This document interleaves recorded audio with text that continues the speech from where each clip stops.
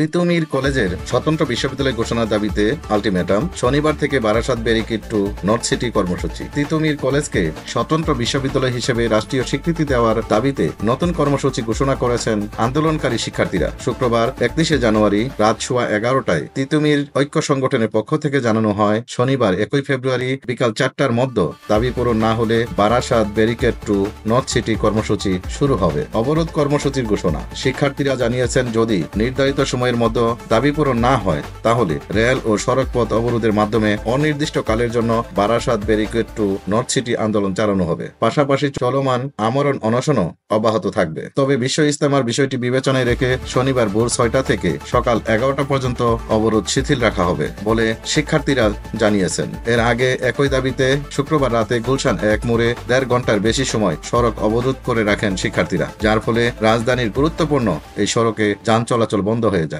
এবং দীর্ঘ যানজটের সৃষ্টি হয়। শিক্ষার্থীদের 7 দফা দাবি। গত 29শে জানুয়ারি থেকে আমরণ অনশন করা শিক্ষার্থীরা 7 দফা দাবি উত্থাপন করেছেন, যা হলো: 1. সরকারি স্বীকৃতি দিয়ে তিতুমির কলেজকে তিতুমির বিশ্ববিদ্যালয় ঘোষণা করা ও একাডেমিক ক্যালেন্ডার প্রকাশ।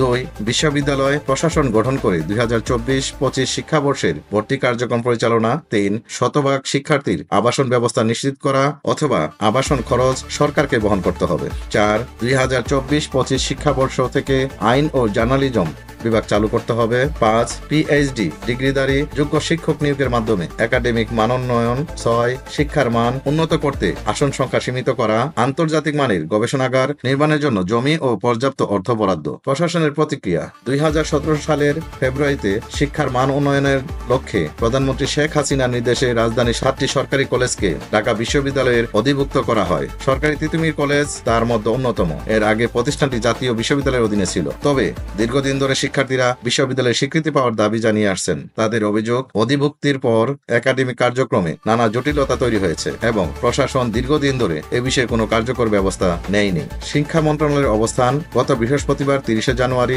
রাতে শিক্ষা মন্ত্রণালয়ের যুগ্ম সচিব নুরুজ্জামান অনশনরত শিক্ষার্থীদের সঙ্গে দেখা করেন এবং অনশন কর্মসূচি প্রত্যাহারের অনুরোধ জানান। তবে শিক্ষার্থীরা জানান, তাদের দাবি পূরণ না হলে আন্দোলন চালিয়ে যাবেন। এখন দেখার বিষয়, শনিবার বিকাল 4টার মধ্যে প্রশাসন কোনো সিদ্ধান্ত জানায় কিনা। যদি না জানায় তাহলে শিক্ষার্থীদের ঘোষিত কর্মসূচি বাস্তবায়নে এগিয়ে যাবেন বলে জানিয়েছেন।